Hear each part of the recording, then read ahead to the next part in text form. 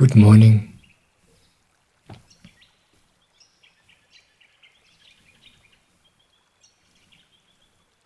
This video is the second part of my trilogy about living a holy life on earth. In the first part, I talked about the Samaphan meditation and how this is part of my life and how I do this meditation specifically with all the practical aspects. And in this second part, I want to talk about spiritual life, how my spiritual life looks like practically. And the third part, which will follow this one, is about practical life in this world, as a body, as a human being. So in this part, I want to talk about and share with you about my spiritual life. What does that mean to me? And how does this look like practically? Well, the interesting part about this is that everything I talk about in this video is something you cannot see from the outside.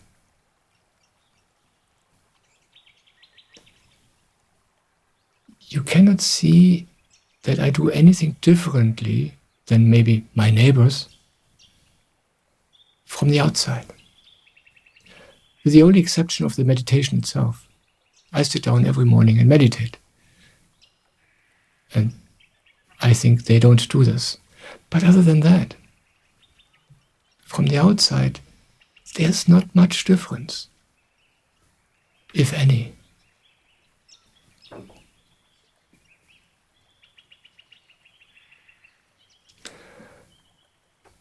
It is being said that you cannot recognize a master or a guru from the outside. You cannot recognize a guru by how he behaves, how he eats, how he talks, how he dresses, how he moves, how he speaks. You cannot tell by all these external things. The difference is how he is inside. And if you're very sensitive, and if you come close to him, then you can feel it in you that there's something different here.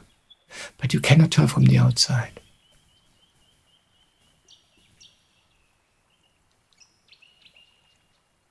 And that's also why many people get confused when they come close to a master or a guru.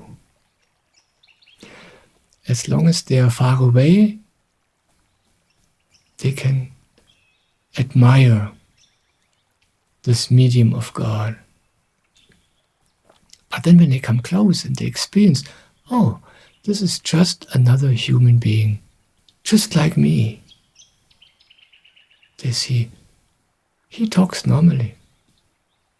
He behaves normally, sometimes stupid, sometimes very stupid. The way he eats is not holy. The way he walks is not holy. And so on. And then many people get confused because the real difference is on the inside. And you can only feel it inside of yourself and what happens to you inside when you come close to such a being.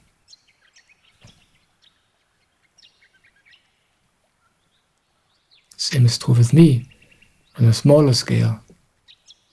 Maybe when you listen to me in a video, you feel in yourself a quietness, a peace, or something which is helpful for you, but which you normally don't feel in this way. And you can feel it because for this time where you watch, you're close to me, and I'm close to you.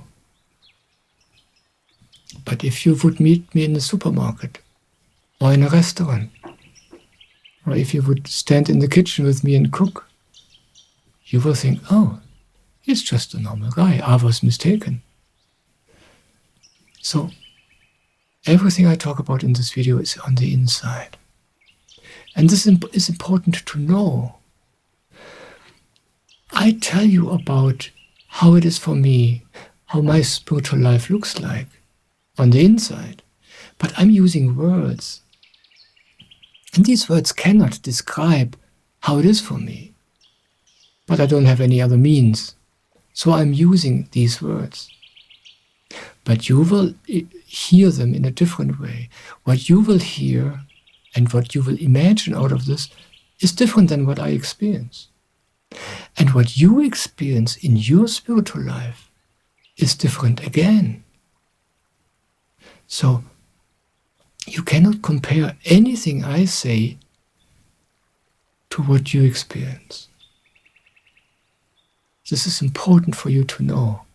It's not about, what I share in this video is not for you to copy me.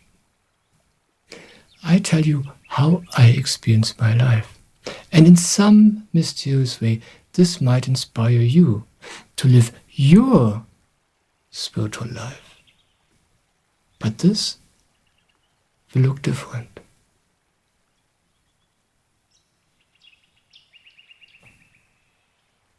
You see,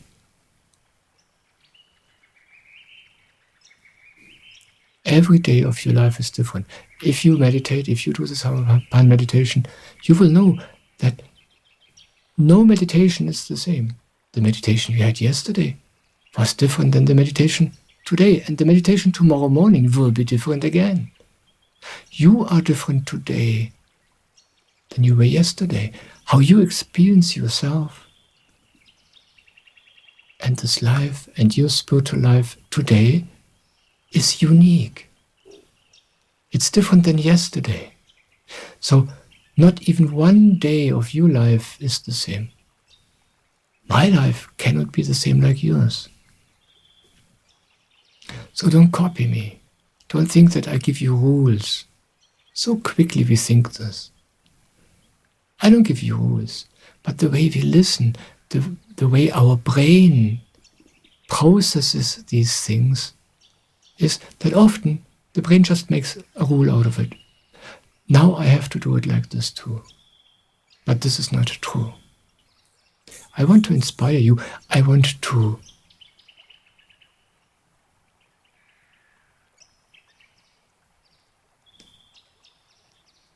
provoke you. I want to provoke and to force you to live your spiritual life. Not a copy of mine. It's like when you take a walk, it's springtime.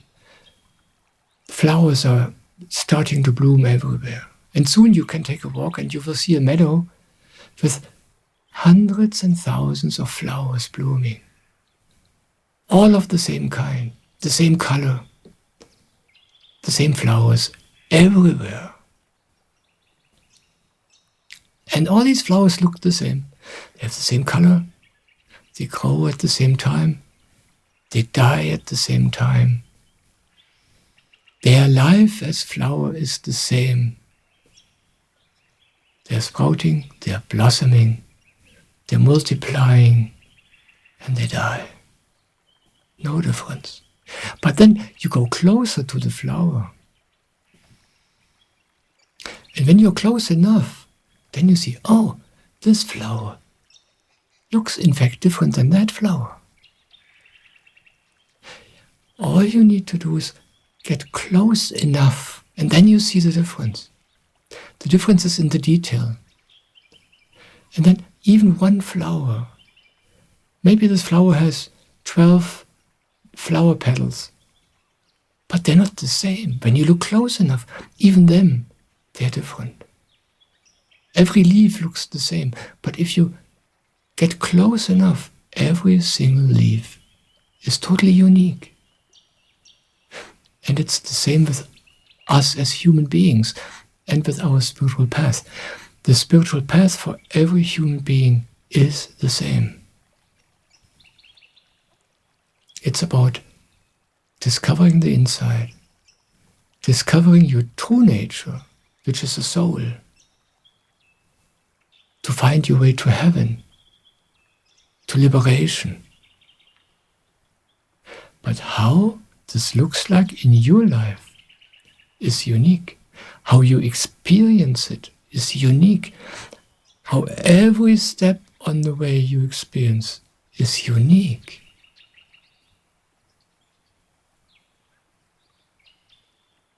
And with this in mind, please listen like this.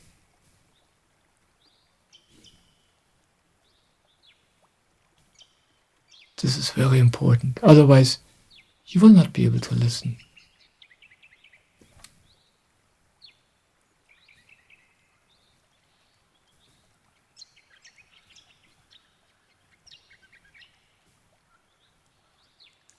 So, this being said,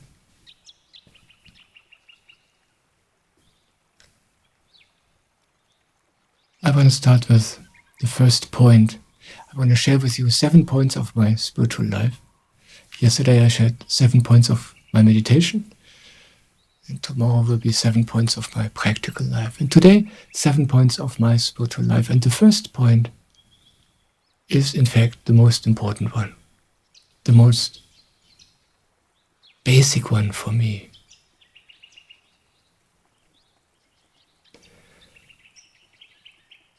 Leading a spiritual life for me means that I am a disciple. I'm a learner. I'm a student.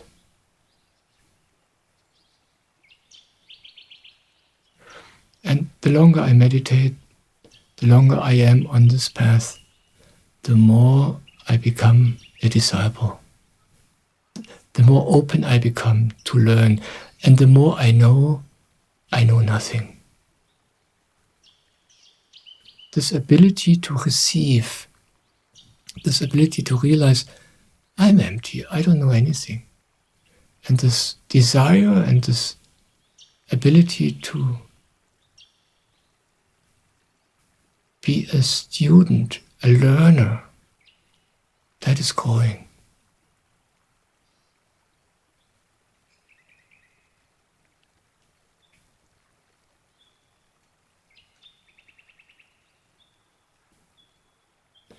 "25 years ago, let me start somewhere else. My spiritual life began, it's hard to tell because it usually starts slowly, but in my case, it started about 35 years ago. And at that time in my life, that was the first time where I began to wonder, who am I? What am I doing here? But I didn't ask these questions in a spiritual way. I didn't know anything about this. Just very practically, I noticed everybody around me knows what they're doing. They had their goals in life, their career plans. They seemed to be certain about themselves and about life. But I didn't. And I realized 35 years ago that there's nothing own in me. I didn't know what I want. I didn't know where my life should lead to. I just did what other people thought is cool, because I didn't have my own opinions and my own preferences. I didn't know, what does it mean to be a man? What does it mean to be a human being? How am I? I didn't even know that. And that was the time where I began to take a closer look, to discover, well, what do I want? Well, I always did, that's why I had lovely partnerships, because I didn't have a will of my own. I was just basically with my partner and did what she thought is cool and right, and so we had an easy time. But of course, this didn't work for very long. At some point, this stops working, and it is not very fulfilling for either side. So I started discovering, what am I? Where does this life wants to take me? Yeah. And that's when I started to live my own life a tiny bit back then. And then it progressed slowly, and about 25 years ago, I met my spiritual master Soham. And with him, the path to the inside started. With him, I began to discover my inside. I began to learn to be myself, to be the way I am, and to love myself.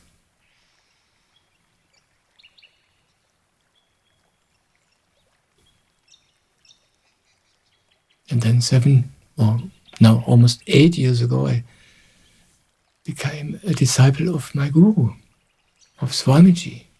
He brought the Samarpan meditation in my life. And that, what I had learned from my spiritual master Soham before, turning inside, being myself, that continued on a much deeper, much more profound scale because of Swamiji and because of the meditation.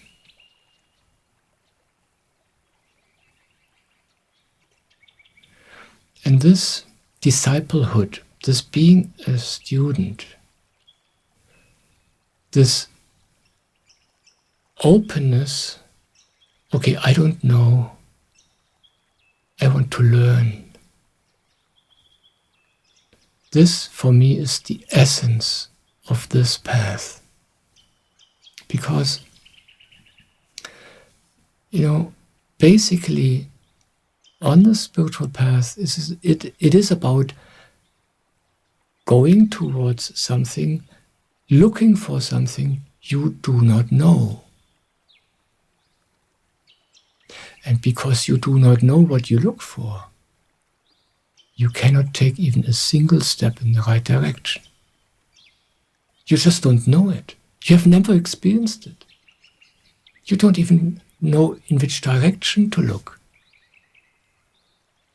And that's why this path can only begin if somebody from the outside, another human being who is already there, a medium of this, when that one touches you, when such a medium enters your life in some way, then this starts. That's my experience in my life. And this is something Swamiji also says. He says, this turning inwards can only start, this can only happen when a guru comes into your life. Not before. Now, it seems that there are human beings on this earth who seem to walk this path alone. Some people are there who experienced all of this in their past life, and they come into this life almost ready. They have been touched by their guru in their last life, and in this life, it's just about a completion.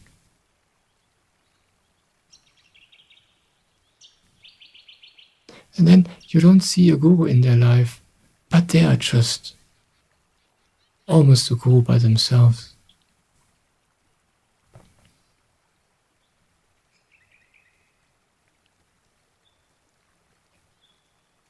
So, in reality, also they have their guru, but it's just not visible. But all the people I know personally who are with God, the real masters and real gurus I know personally, they are all disciples.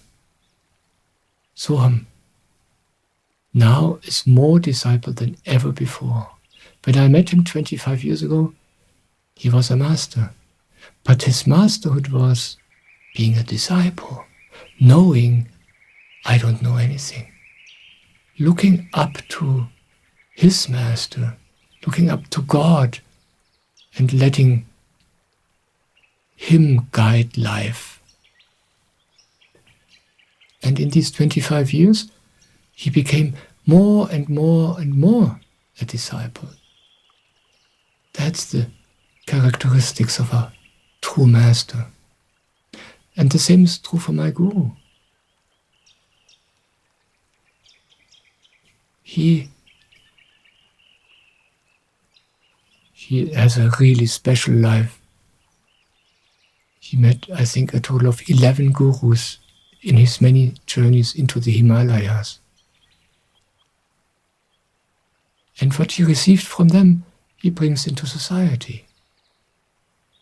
There's nothing of his own. Being a guru means being empty, being a medium for something else. It doesn't mean to be grand and cool and wise. It means to become totally, absolutely empty. He's a disciple of his gurus.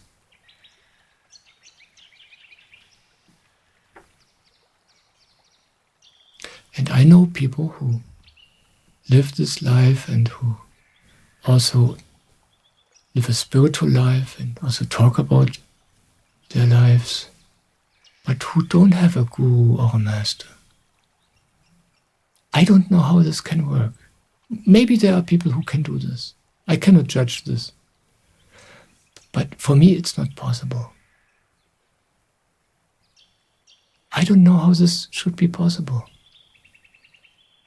Anything I share with you, anything which enriches my life, anything which makes my life more and more wondrous and beautiful and holy during the last many years, doesn't come from me. It comes from somewhere else.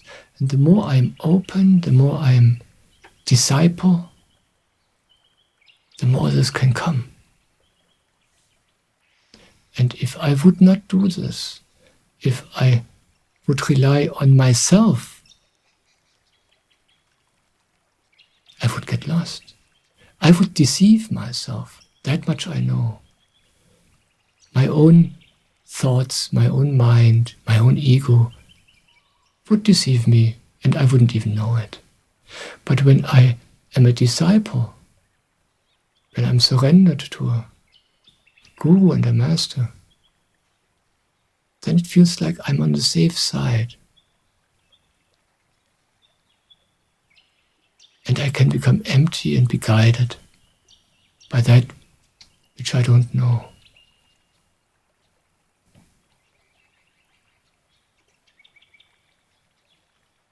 And especially in our Western world, most people who listen to my videos are from the Western part of this world.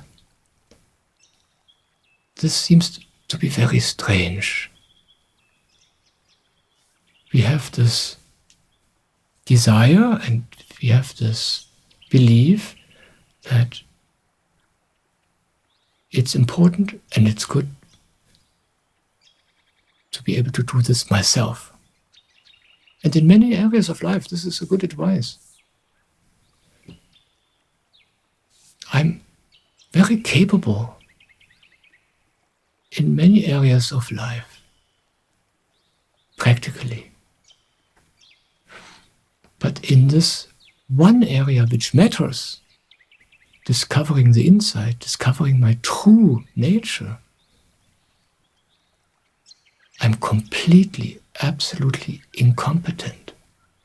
I cannot do anything by myself. And to know this is such a blessing.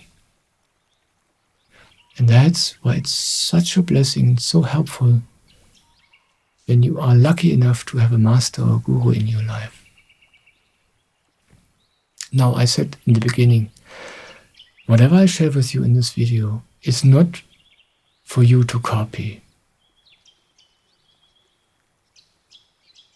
If you don't have a guru, if you don't have a master, don't worry about it. I don't share this with you so you do this yourself the same way. I just tell you how my life is and what I find helpful. And this is not even said it the right way. It's not that I chose to have a master or a guru because I know that this is helpful. No. It just happened. And because it happened in my life by itself, because of this, it's helpful for me. Everything which is helpful for you in your life will happen in your life. Just the best way possible. You can trust this. I never looked for a master. I came to my master Suram by pure accident. Of course, it was not an accident. I know this. But it was not my doing. I didn't hear, okay, it's cool to have a spiritual master. Let's look for one. Who could that be? Could he be my spiritual master? Or she maybe? That doesn't work.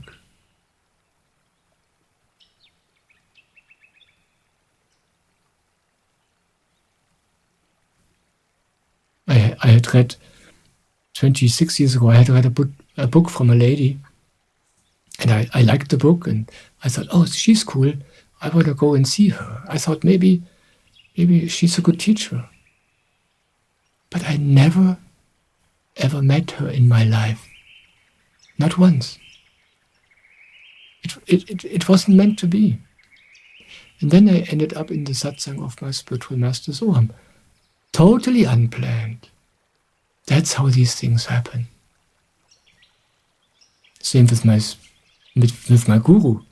Yeah. Swamiji found me. I didn't find him. I didn't look for a guru. Never ever. If you would have told me 8 years ago that I will have a guru, I would have laughed at you. I would have said, I don't need this. But the moment he came, I knew, oh wow, yes, I was waiting for this. All of my life I was waiting for this since so many lifetimes. That he finds me again in this life. So these things happen by themselves. You cannot do them. You don't have to do them. You don't even have to worry about them. But for me, being a disciple is the essence of spirituality. I want to come to the second point. The second point, what guides me, what drives me, what becomes more and more my inner being is surrender.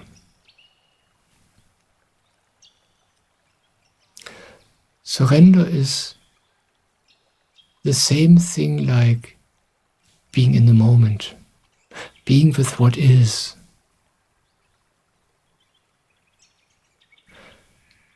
It means,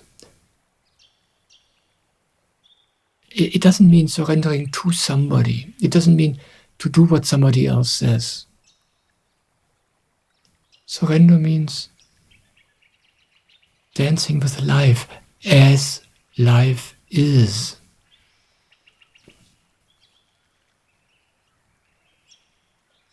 Rather than having my own ideas about life, my own wishes, my ideas how life should be or how life will be, and work towards that.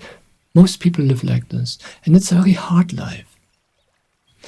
And sometimes you even succeed if you want to make a career because you believe having a career will make you happy or make you secure or safe. Doesn't matter what you run after. Once you achieve it, you realize this is not it. Now I am married, now I am successful, now I am famous, now I am rich. But I'm not safer than before, and I'm certainly not happier than before. Quite the contrary. And I'm exhausted and old.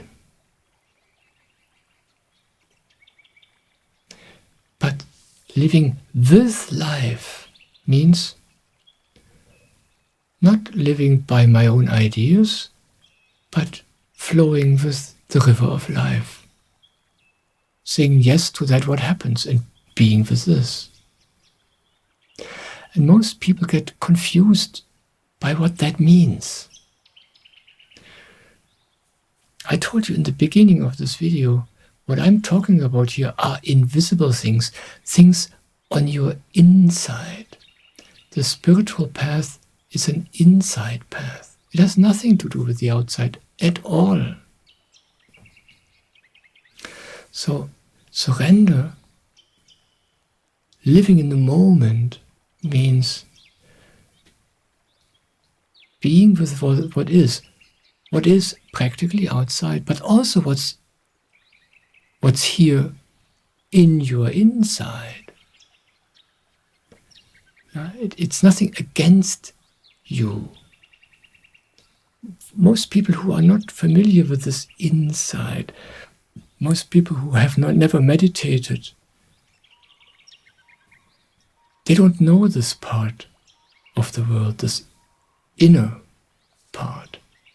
And for them, surrender means something external, being the victim of circumstances, following the orders or the wishes or the demands of somebody else, of a guru or a master or a boss or a partner or a priest. But this is all not true.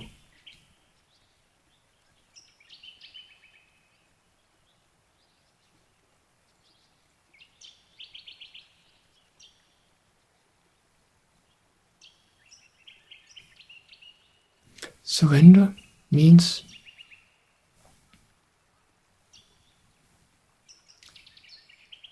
that I let myself be guided by life itself. Life tells me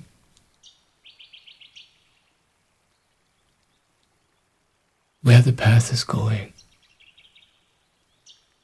And sometimes this happens by things on the outside, but most of the time it happens by things on the inside. I want to give you a few examples to make this point clearer, because I know that for some people this is confusing. Let's say you look for a job and you have a pretty clear idea what kind of job you're looking for, how much money you want to earn, and what the work should look like. And you look for this job, and then you even find a job offer and you apply for the job and everything looks good. But then you don't get the job. And you're totally surprised and sad. But there's another job which comes to you. You didn't even look for it. A job is offered for you. It's different, a different kind of work. You don't make as much money as you wanted to, but the job is there. And somehow, it's nothing you ever considered, but somehow you find it interesting and fascinating. And you think, wow, this is interesting, that this kind of job finds me. And then you decide to apply for it, since it's there anyway, and everything is easy. No problem. And before you know it, you have the job. This is an example of how life guides you. You have certain ideas, and this is not a problem. You just go for it, but then you notice it doesn't work. Life says no. But life opens another door. A door you can easily walk through. You never considered this door, but everything is easy. So you go. Like that, I had exactly this happen in my life once. I had a job, a secure job. I was in the army. Specifically, I was in the Navy, actually, in the German Navy. I was an officer. I had a safe job. I could have done this for the rest of my life.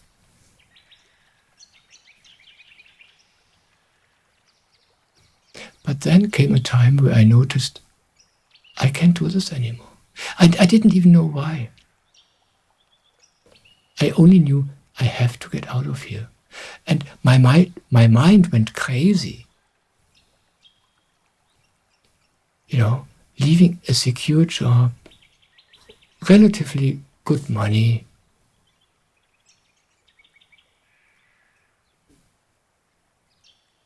easy job, but I couldn't do it. I needed to be on my own. I needed to walk my own path, but I didn't know what this means. But my inner reality, my head said, you need to stay here. I want to stay here. We cannot leave this secure job. But the energy in me said, no, we go. And it was impossible to leave this job. I had signed up for this job and I had to do this for many years to come. And yet it worked. In no time I was out. But then I had nothing. Because I quit this job, I had nothing. I even had to pay money for the education I received in this job. So I not only had no money, I had minus money. I had nothing. I had nothing to my name. I had no savings, no money, no job. But I was an engineer. As an officer in the German Navy, I had studied. I had a degree as an engineer. So I thought naturally, okay, I'll work as an engineer. So I applied for engineering jobs. I was living in a big city with plenty of jobs everywhere. So I applied, but I noticed, I cannot do this. I will not be able to do this job. This is not the right way. And nobody wanted to hire me. It was really strange. So I didn't know what to do. My insider told me to leave this one job. I applied for the obvious jobs I was qualified for, but nothing worked. And then one day I was scanning the newspaper and I saw a tiny little ad. I mean, not these nice big job advertisements, how they usually are for better jobs, the ones I had applied for before. No, a tiny little classified ad where a company looked for a job I never considered.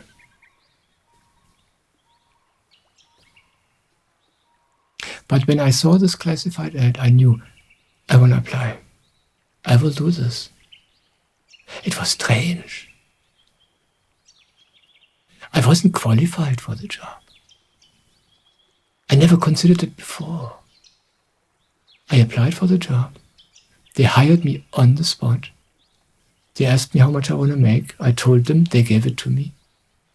And then started a career. I worked in this job for, 15 years, 20 years. I had so much fun. It was so fulfilling. And that was life, pushing me into the right direction. That's what I mean by being in the moment, living with life. It means living with external circumstances, but also with your inner circumstances. But it has nothing to do with what you think or with what you want. Yeah, it's very mysterious.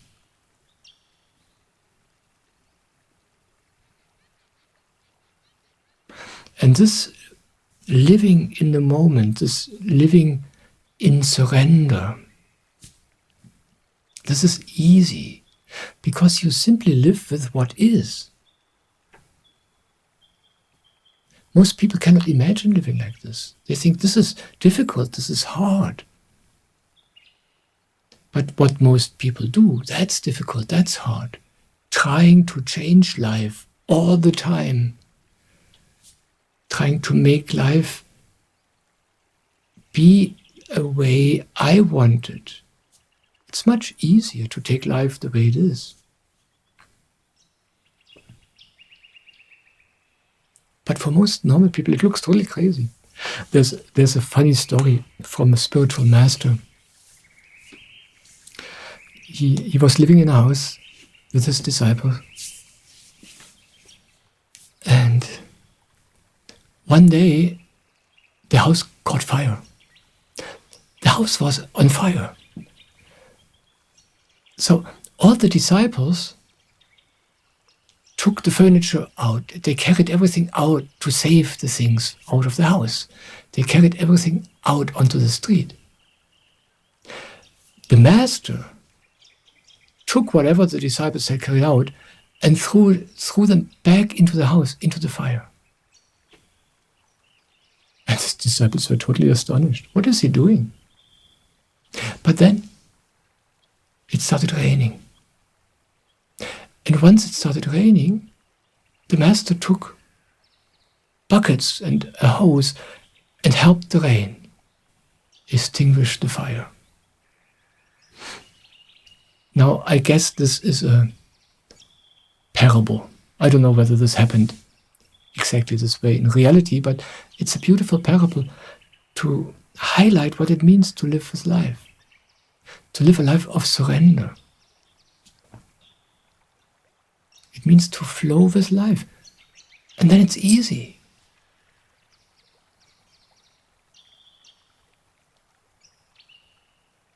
And you learn this by the meditation. Samapan meditation. Samapan means surrender.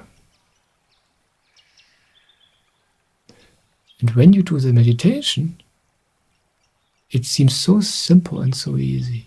You just rest with your attention up here in the crown chakra. And you can only do this when you ignore your thoughts. But ignoring the thoughts is exactly this. Surrender. They feel so important. They feel like this is you.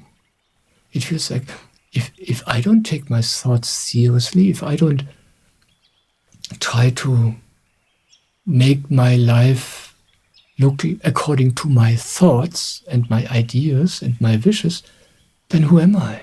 I'm nobody. So when you do this meditation, you practice surrender. This act of ignoring your own thoughts and to just rest in the silence of your crown chakra. This is surrender. That's where you practice it. And then, during the day, you can live it.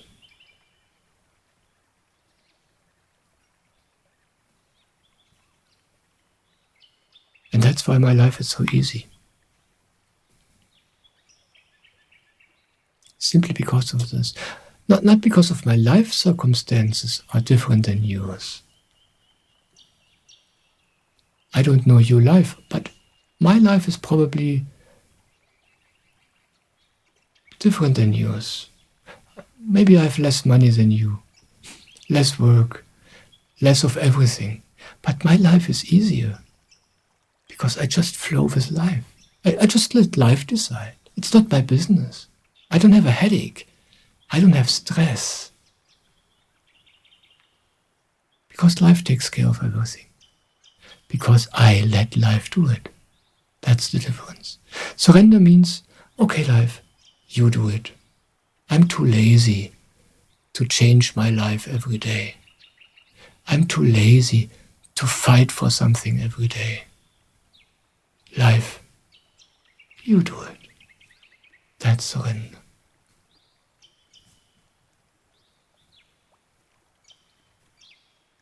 Now, the third point I wanted to share with you about my life is closely connected to this second point. I want to talk to you about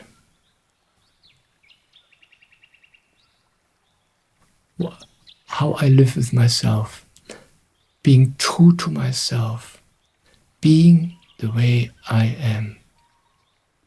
Maybe you heard this before in my videos. When I came to my spiritual master, he didn't teach me complicated spiritual truths. He didn't teach me holy-looking things. No. He did one simple thing.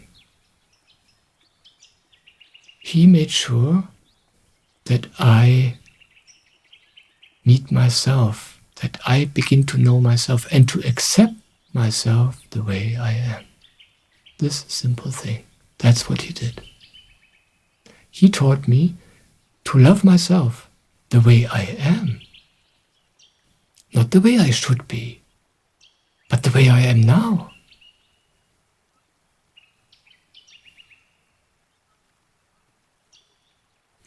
And it's interesting because I just talked to you about me being the disciple of a master and a guru.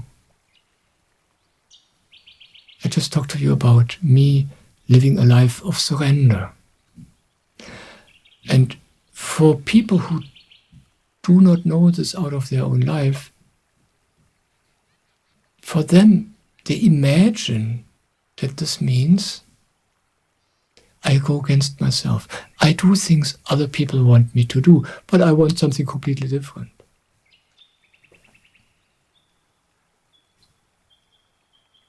But this is not true. And this is very confusing for many people. The one thing my master taught me is, be true to yourself. Be the way you are. Don't listen to anybody who wants you to be different. Don't listen to anybody who wants you to do something you don't want. And don't listen to your own head who wants you to do something or not do something, when this is not in accordance to your energy, to how you are. That's what it means to be the way you are. This is a great challenge and very easy, because you already are the way you are. It just takes courage. And for most people, this is a total contradiction. Living a life of surrender, or being a disciple, and being true to myself. For most people, this sounds like giving up myself, being the victim of somebody, or the slave of life, the victim of life, or of some master, or some mean God. And the confusing part is that in reality, it's just the opposite. I tried to describe to you earlier that surrendering means surrender to life as it is. And this includes me.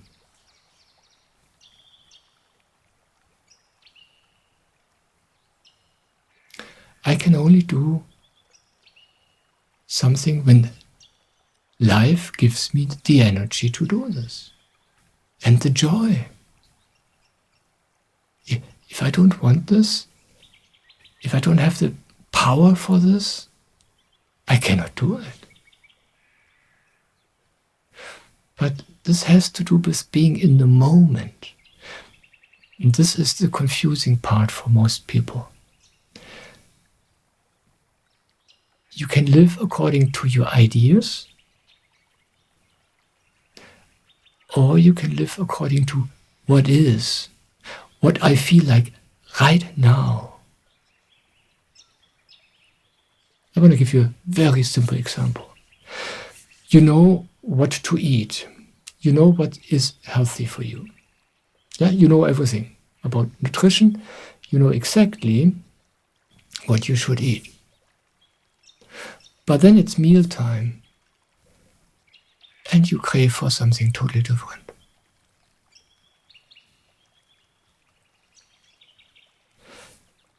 You don't want to eat the things you have in your head. You want to eat something completely different. That's being in the moment. It feels wrong. It feels stupid. But that's what you eat. And then you practice this for a while. Then you practice living like this for a few years. And more you just let yourself eat the way you want to eat. And the more you do this, the finer your senses for what it means for you in the moment, now, really means. And more, you feel what's really good for you in the moment. You still crave for the foods you always loved, which are not good for your body, but then a new craving starts deeper inside of you. Out of experience, a new voice starts guiding you. You still feel the old craving. Yeah, you know in your head, oh, I should eat this. But then you have the craving for the good stuff, for this good stuff, good tasting stuff, which is terrible for your health. And then there's something new, a knowing out of your being, out of your experience. No, I know I crave this and it tastes so lovely, but I just don't want to eat this. It's just too terrible. I don't want to.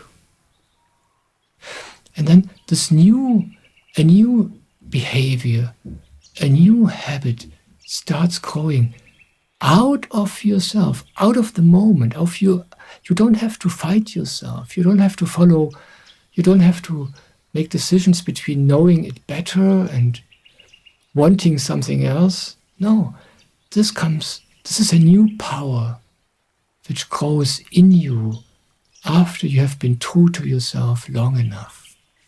And this carries. This is easy. This has power. And most people never experience this. Most people only know this fight between what I should do and what I want. Yeah. No matter what it is.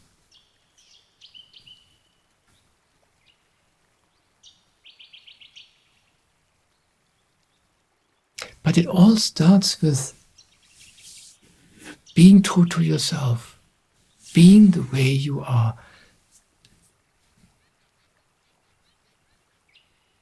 And when you do this, it's like then you can be close to yourself. And then you can learn, then you can be open to life, to learning, to experiencing. And out of this, experiencing how the moment and how you truly are in every given moment, out of this comes all the wisdom and all the growing and all the developing. So for me, surrendering to life and being true to myself, being the way I am, that is the same.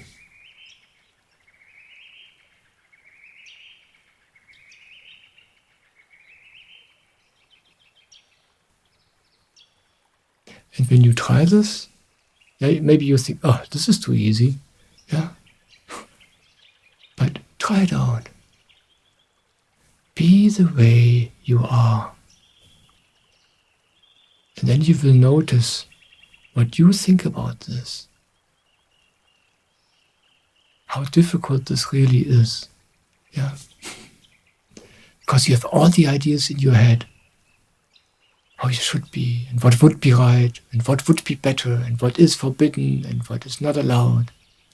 Especially as a spiritual person. But you are not like this. You are the way you are. And as long as you follow your ideas, you cannot surrender to your life. As long as you follow your ideas, you cannot learn from a master or a guru or from life. It requires you to be the way you are, no matter how impossible you think you are. And then the learning starts, then the growing starts. Then you can learn from a guru, from a master, from life, from everything, from every single moment. And then you grow and learn very, very quickly. And that is why every true master and true guru encourages just this. My master never wanted me to do anything specific for him. He never told me, do this and this and this because it's the right thing to do. No, he only taught me one thing, only one thing. But he did this over and over and over again. He taught me to be in the moment and to be true to the moment, to my moment, to be true to myself. No matter what this means. That was what he was encouraging me for. And my guru did the same thing and does the same thing every day. He doesn't say, do these holy things and don't do these unholy things. Yeah, follow these rules, follow Advaita, follow this, follow that. No, nothing like this. He doesn't say, don't drink, don't have sex, don't smoke, don't be bad. No. He says, don't try to be different, but meditate. Now this is a true guru. Be the way you are, but meditate. Jesus said the same thing. He was asked, what are the rules in this life? What commandments should we follow? And he said, there are 2 commandments. But actually, they are the same, he said. Love your God with all of your heart, with every part of your being. And love your neighbor as you love yourself. Love yourself, then you love your neighbor, and then you love God. Then you're close to yourself, and there you find God. It all starts with yourself, with loving yourself, with being the way you are now. And from there, the magic happens. But it only happens when you at the same time love God. Yeah, when at the same time you learn surrender. Otherwise you follow your head. Yeah, and that's where the hell is you're already living in. But when you meditate, Jesus called this prayer. Jesus called this loving God. And at the same time, you are the way you are. Then something magic happens.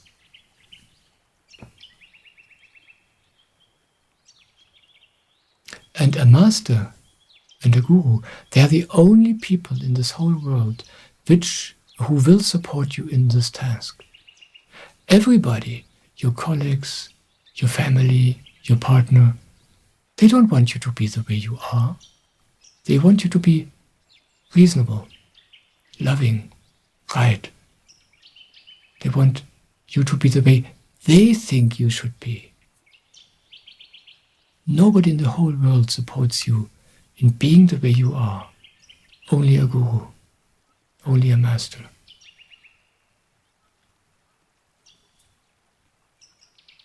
So basically these 3 points I covered so far, they are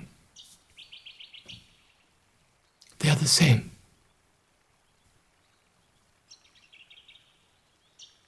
Being a disciple, learning, means being the way I am. Surrendering to life means being the way I am. That's the secret of the spiritual path for me. Now I want to come to the fourth point, which is, in a way, the same thing. But I want to talk about it specifically in its own right, because it's so easy to misunderstand these things. Swamiji, the guru who brings the Samarpan meditation, he says, this path is the path of your own inner experience. This is the only thing which counts. It's not that somebody can tell you how to do things. You need to find the guidance in yourself. But you can't look for it. There's no book laying around you can open. No, it happens by itself. When you start meditating, then more and more you will experience in yourself this guidance, the desire for the right things, the knowing what's right and what's wrong for you. This all comes out of yourself. It's your own experience. Wow, this is really not good for me. I don't like to do this anymore. I just don't want to. It becomes your own. It's not what you have in your head, what you know and what you think. These are things you can read. You can read a book or you can watch a video, and then you know all the right things. But this doesn't help. It only brings you in conflict, because you are the one way and you think you should be in another way, but you are not. But meditation helps you to experience yourself truly, the way you are, with more and more and more awareness and clarity. And out of this comes your own inner experience. And that changes everything. You become different, but not because you want to change yourself, but because of the own experiences you have. It's like magic. That's why it's so easy. And Swamiji stresses this again and again. It's not about following rules, it's about your own experiences. They make the difference. And I've always been like this.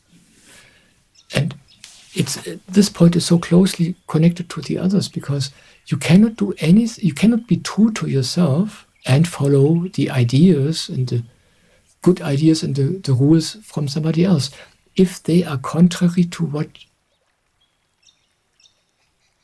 you want to do in accordance with yourself. It just doesn't work. And the blessing in my life was that I was never able to do this. I remember an incident. This was 24 years ago. I had been with my master already 1 year, and we had a conversation, and he gave me some really good advice. But I couldn't hear him. I thought what he says is stupid. I don't want to do this. I know it better. Of course he was right, but I didn't know this at this time. My own inner reality was, he's stupid. He doesn't know what he's talking about in this point. I thought, as far as this specific point is concerned, I know it better. So I did it my way. I was true to myself, and it was good that I was true to myself. He taught me this, yeah? Because I was true to myself, I could stay with him. I could stay close to myself, and I could stay close to him. And then, 10 years later, it took me 10 years. I had my own experiences, more and more and more. And then I discovered in myself, I experienced in myself that what he was talking about 10 years before. And then I knew, wow, he was right after all. But then it was my own experience, and then I could do it, not before. And that's good this way. I would not have served myself if I would have denied my own reality and followed him. I would have done the right thing against myself. And this doesn't lead to anything good. But I stayed true to myself. I was stupid. But this led me to my own learning. Because I already did what he told me to do, be true to myself. And then I learned it myself. And now I know, this is what he was talking about.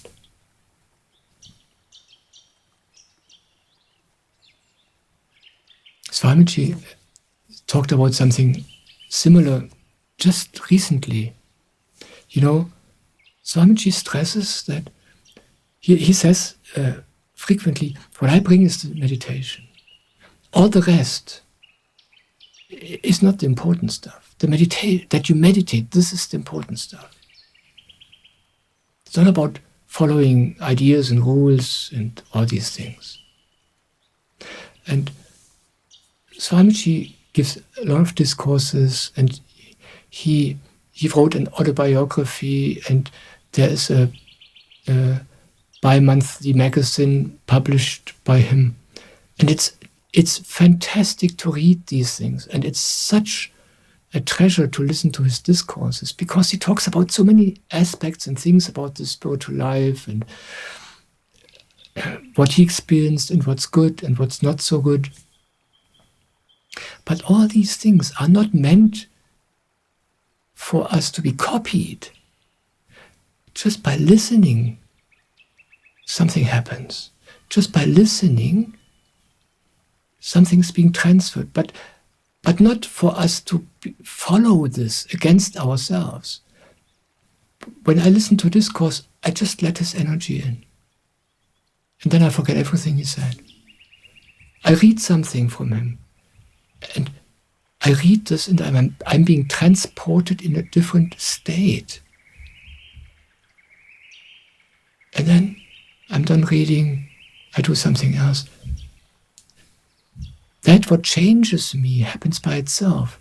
It's not about me reading something and then thinking, I should do it the same way.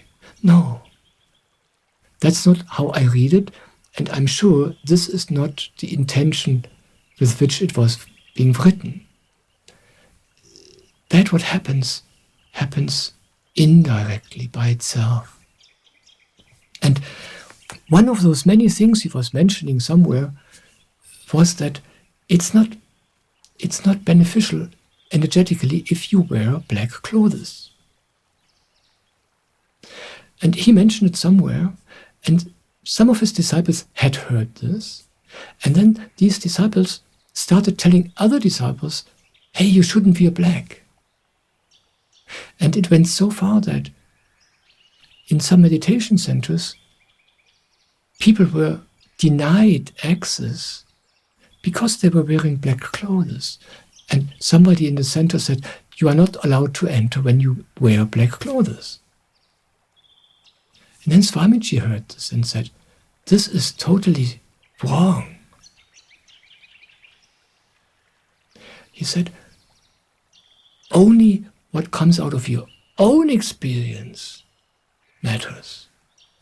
He says, you improve your spiritual state so much that you yourself experience that black clothes are not as good as other clothes. And then you will stop wearing black clothes naturally. And that's how it works. Everything else is pure stupidity. And not necessary, and not helpful.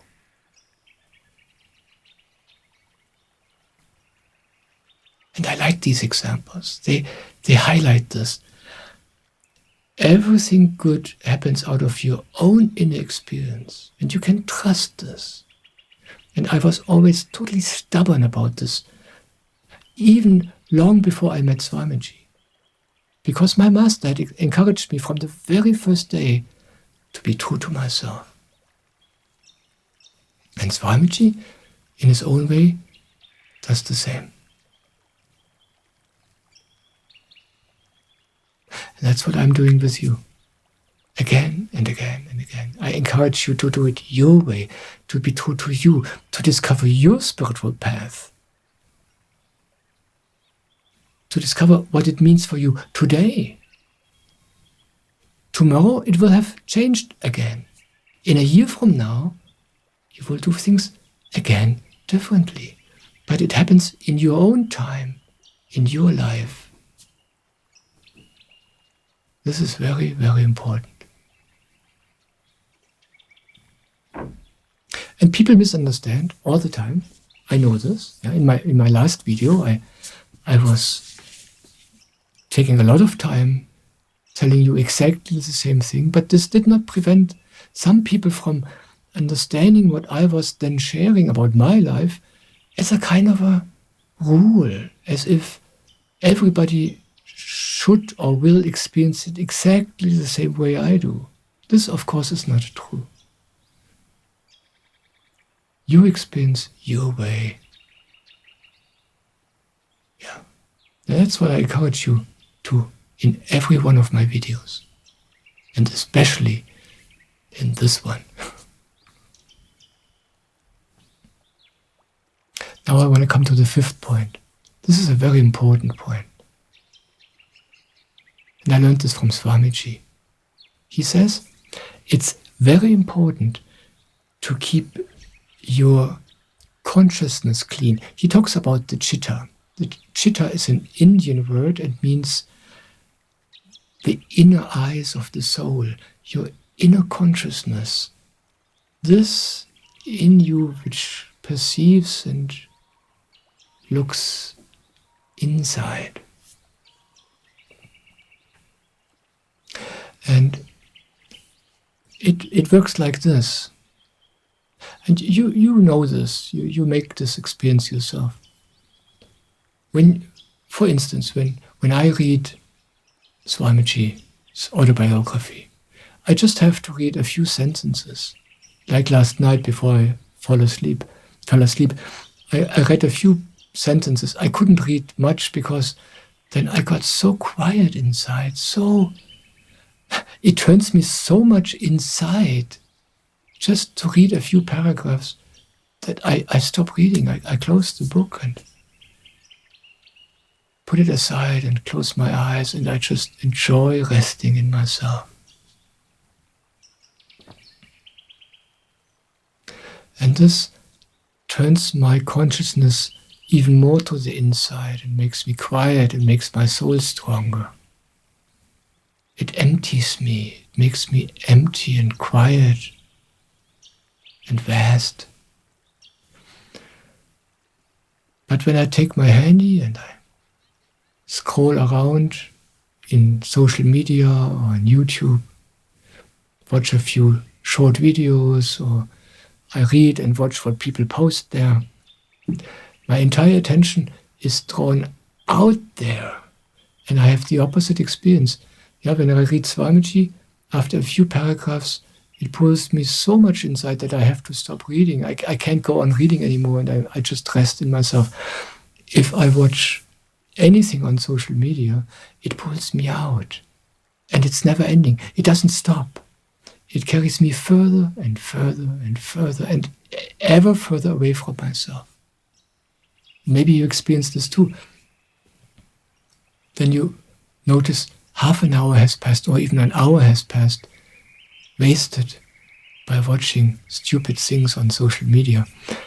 And then later you notice how these things stick in you. Everything what you saw there, the videos, the messages, the pictures, the voices and their energy, the rage, the fighting, the conflict, the aggression, the fears, all this is in you. And that's what he means.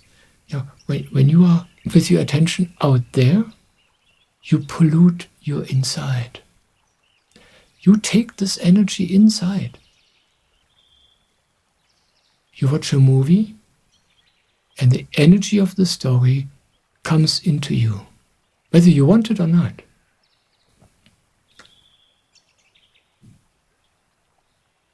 And when you read a beneficial thing, for me, for instance, this is Swamiji, then this energy is being transported inside of me. And this makes me holy and happy and brings me towards me, makes me clean. The one is dirtying me and the other is cleaning me, cleansing me.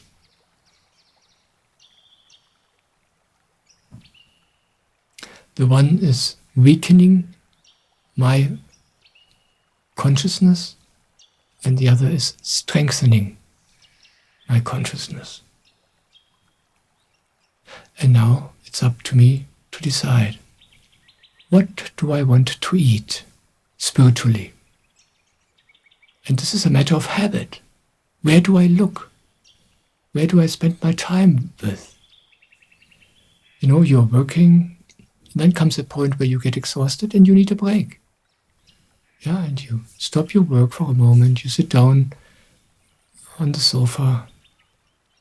Do you close your eyes and rest? And when you become quiet, you notice how this divine energy is streaming into you. Or do you take on the energy of the world by reading the newspaper or switching on the TV or watching a movie or consuming social media? And after that, you're totally wasted and you have all kinds of funny thoughts and opinions in you which are not your own, but which you have in you then anyway. That's our choice we have in every moment. And this is a task for myself too. I take very good care of myself in this respect. I don't read the newspaper. I don't watch TV at all. I don't watch movies anymore. I don't read novels anymore. I don't want the energy of these stories, the energy of these pictures and voices in me. I rather consume more beneficial input. But once in a while, I'm working, just like for the videos, I have a Facebook presence, so I'm on Facebook sometimes when I post. I have YouTube videos, and I work there for a few hours, and then naturally I see all the other videos posted there. And sometimes I watch some of these short things, and then I experience again, wow, this is really heavy stuff. And the longer I meditate, the more years I am on the spiritual path, the more drastic I feel the impact of these things. I'm still not through with it. Sometimes I spend a few minutes, but less and less, because it becomes more and more painful. It becomes more and more obvious how unpleasant of an effect it is inside of me. And on the other hand, experiencing my inner silence and my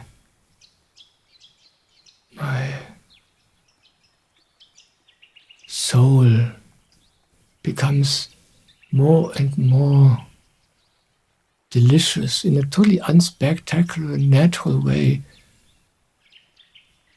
So naturally, these habits become less and less, these bad habits. It's just a matter of time.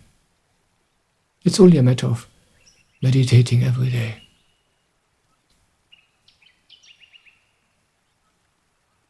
Yeah.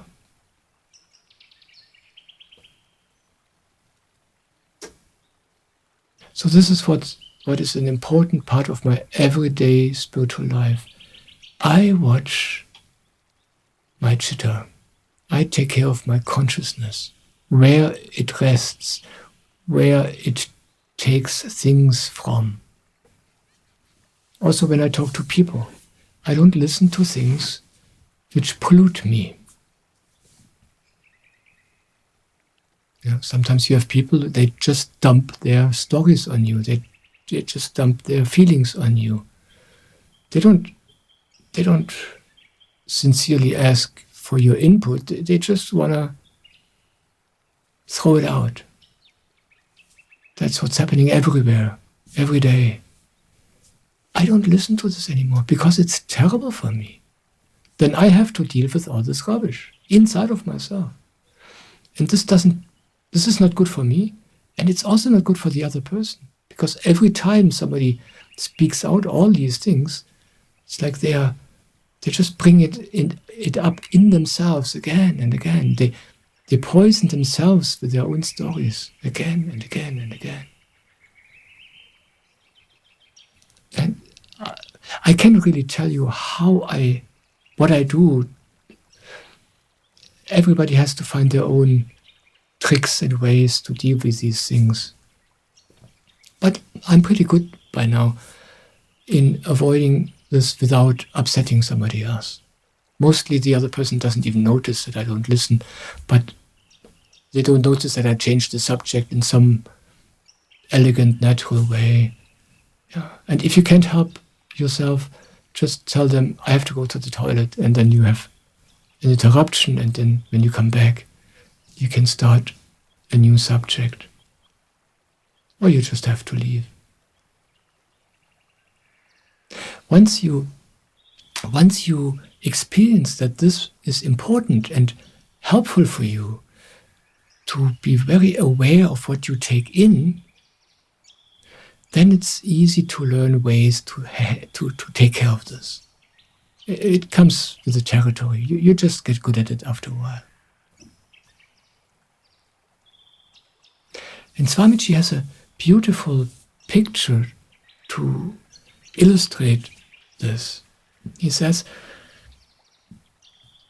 the spiritual life is like a boat which is flowing on a lake.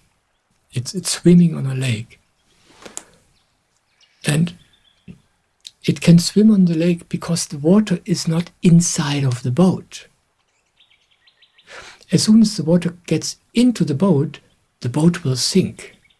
So it's important that there's no water in the boat. And that's how it is for us in life. We are a spiritual being. We are flowing, we are swimming in this life. And it's important that we are in this life. It's good. But we can only do this when life is not in us, when the world is not in us. Then you can swim and navigate through this world, through this life. But the external life is out there. Inside, you need to be empty and quiet. Then it's easy. Then naturally, the boat swims on the water. Only when the water gets into the boat, then it gets very, very difficult. And the more water is in, the more difficult it becomes for the boat to move and to swim. So you have to get the water out. And don't take any more water in. Let the world be the world. But don't take the world inside. That's what I practice every day. And I'm still learning this, This is not something you learn in one day. This you learn in years and years and years of practice. Another saint said it in a different way. He said, you are in the world, but not part of the world. It's like you walk through the world. You are everywhere. But you are not in it.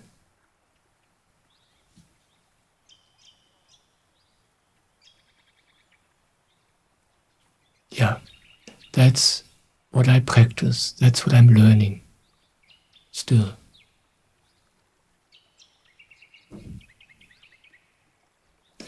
And there's a connection between your spiritual progress, between this, how sensitive you become, how much you can turn inwards, how much of your soul and of God you can perceive and be close to, and the presence of this worldly rubbish in you. Yeah. If the space inside of you is filled with the energy and all these worldly feelings and aggression, there's no space for quietness. It's just loud in you. There's another story I want to briefly share. There was a master, and the man wanted to come to this master to learn from him because he had heard that this master will give him enlightenment and happiness. And after a long journey, this man came to the door of the house of this master. And he knocked at the door and opened it and walked inside. And the master said, "Wait, go outside. You have to come in here alone."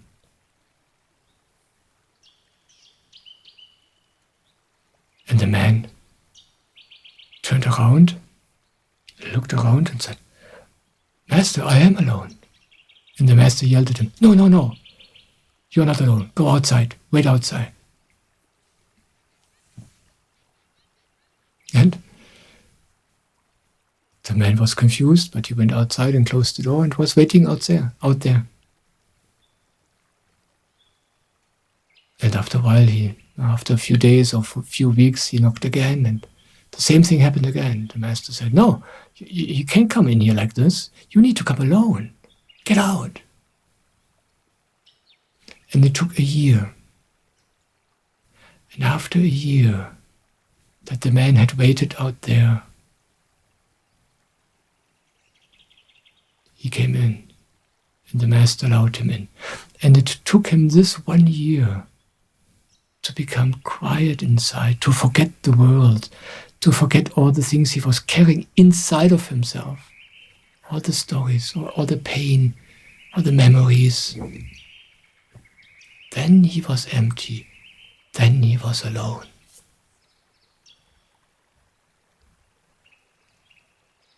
And this story leads me to the 6th point that I want to share with you. That for me, living spiritually means that I am alone. I'm not living alone practically. I'm living with my partner and her kids, and it's lovely. I love it. It's good for me. But inside, I am alone. When I meet my partner, when we talk, when we do things together, when we are close together, she's there. I experience her. I feel close to her, but she's not inside of me. There I am alone.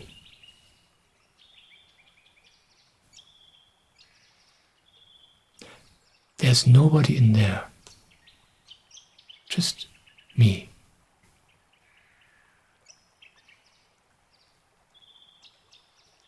And this is something which is confusing for many people, especially in the spiritual world, because especially there, people look for intimacy and for true connectedness with other human beings, because somehow they feel it's important to be together. And this is true, by the way. It's true to be connected to other human beings. We are not solitary beings as humans. But the true connection is not on the outside. But most people have not discovered this yet. I used to be one of them. I used to be totally focused on people around me, on my partner and my friends, my colleagues. And it was easy for me because I didn't know myself. But I shared with you earlier that this didn't lead to anything good in the long run. But then I learned to turn inside. I learned to know myself. I learned to love myself. I learned to be alone with myself. And then I discovered something which was very surprising for me. I learned the closer I am to myself, the more alone I am inside, the more I am connected to those around me. Through my inside, it is as if we are connected by an invisible connection between our souls, between our insides. And that means the closer I am to my own inside, and there I am alone, the more intimate I am with everybody else. But you have to discover and experience this yourself before you can believe this.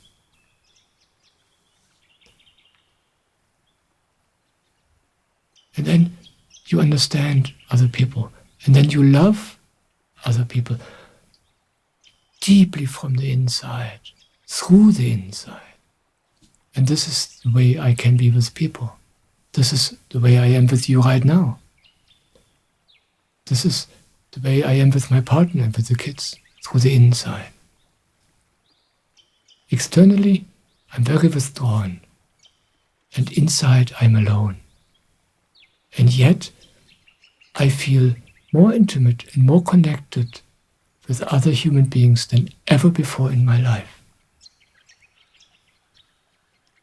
I can even say that what I experienced as connection and intimacy earlier in the past, that was not intimacy at all. So this is part of my everyday spiritual life. I am alone. But it's not this loneliness you might know. Loneliness is when you abandon yourself, when you are far away from yourself, then you are truly lonely. And you know this. You can be amongst people, but when you are far from yourself, you feel even more lonely when you are amongst people. Because you cannot feel them when you are far from yourself.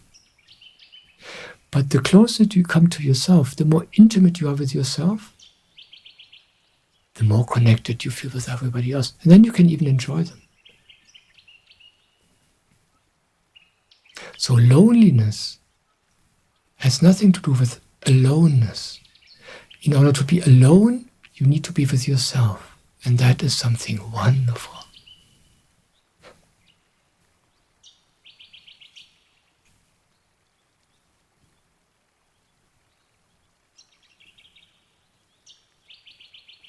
And when you are close to yourself, then you are not lonely. You can be lonely and very close to somebody else. But when you're close to yourself, loneliness disappears. So I am alone, but I am not lonely.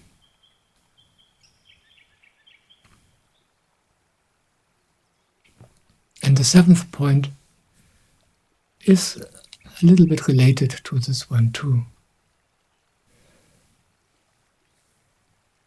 I'm not only alone in myself because there's nobody else inside. There is nothing inside anyway. There are no other people inside of me anymore, but also nothing else. I don't own anything. I don't gain wisdom. I don't gain knowledge. It's not that I know more than I did know in the past. It's not I become cooler or greater or more knowledgeable. Quite the contrary. I know less and less. I just become more and more empty. But it's, again, I just spoke about being alone and loneliness. This emptiness is not a desert, like a desolate place.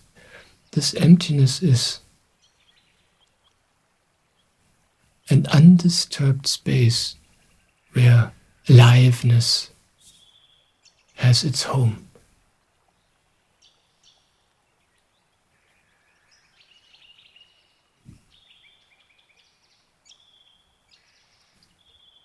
That's spiritual life for me.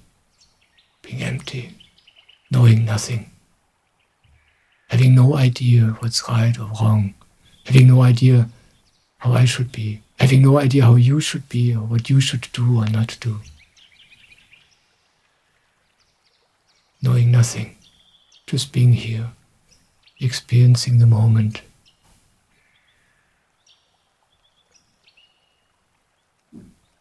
Being surprised again and again and again.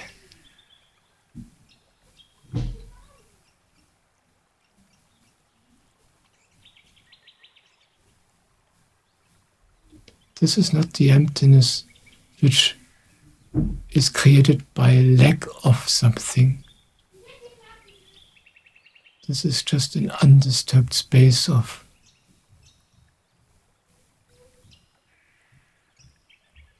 aliveness.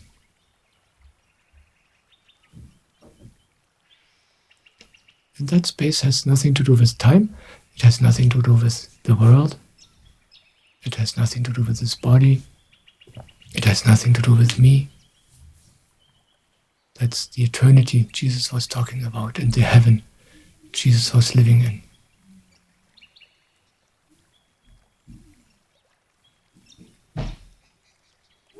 Yeah, these were the 7 points I wanted to share with you about how it is for me in spiritual life.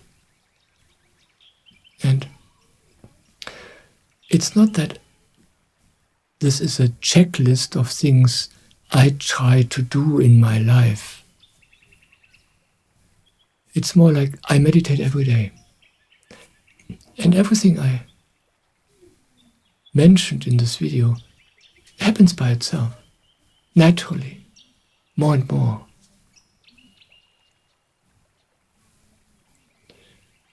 It's just like what I shared with you about how I listen to Swamiji, or how I read his scriptures, or how I listen to Soham and read his book. I let it in, I just totally enjoy it, and then I forget everything again. I don't make a list of things I read and which I should integrate into my life. No, I just forget everything. All the good and the right things establish themselves in my life somehow by itself, more and more. And sometimes I hear things and I think, oh, this is a cool idea. I want to do this too. And then I just try it out. But then staying in my life, this happens by itself.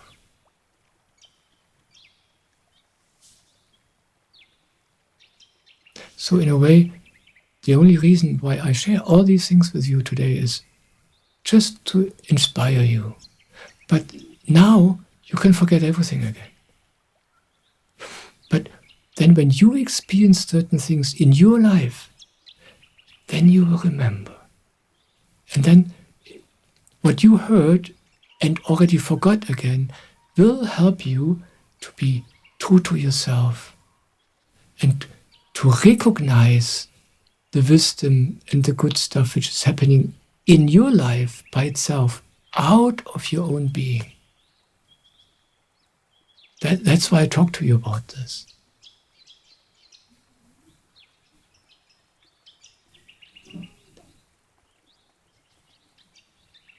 Yeah. At the end, I want to share with you something I read from Ramana Maharshi. And it might very well be that you already know this quote from him.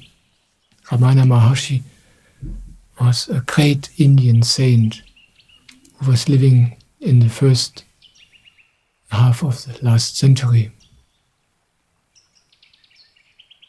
And he said, everything which is supposed to happen will happen, no matter how much you try to prevent it.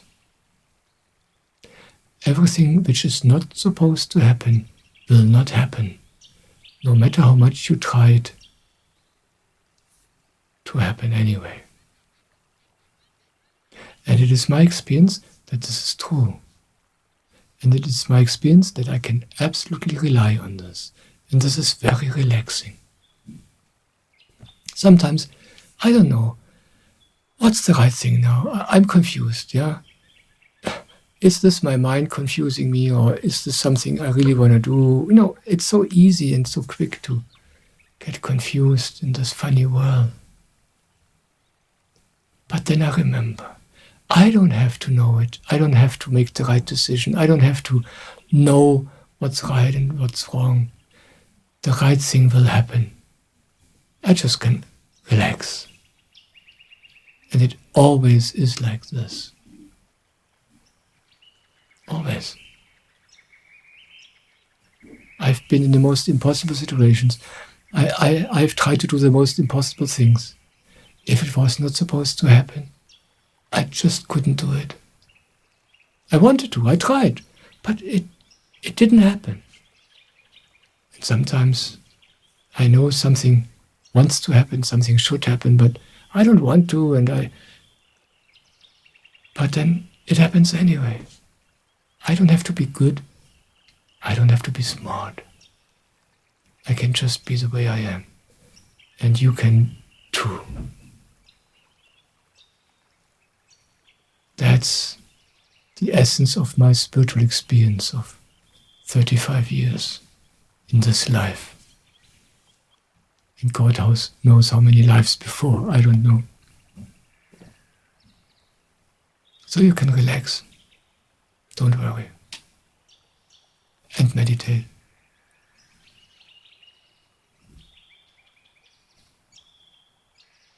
I'm so happy that you are here.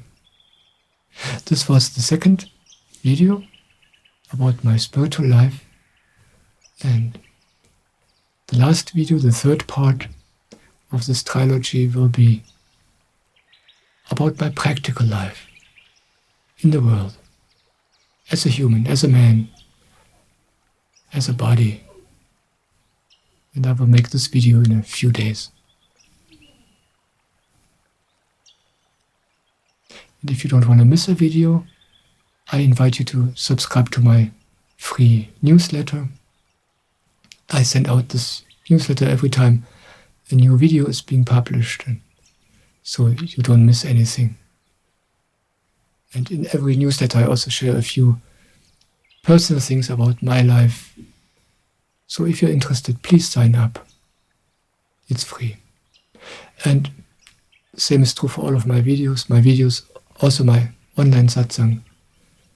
All my online satsangs, they are all free.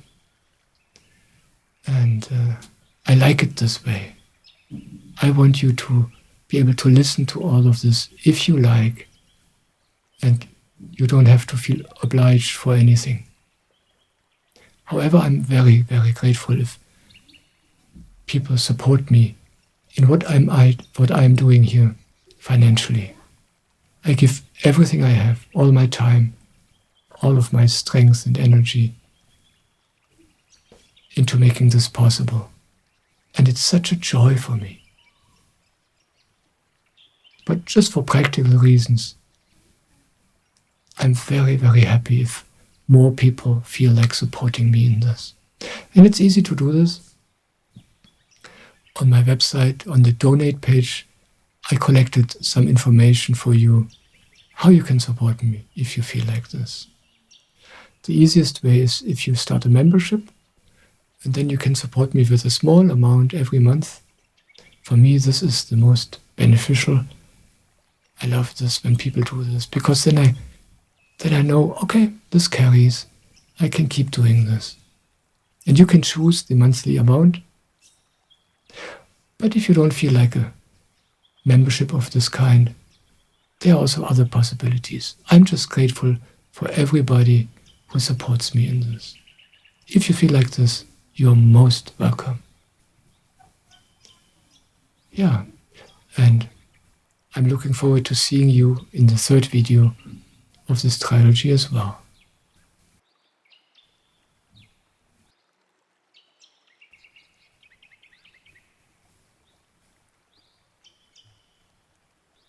I'm so happy that you are here.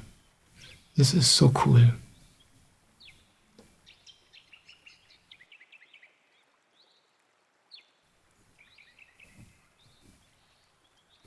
I love you.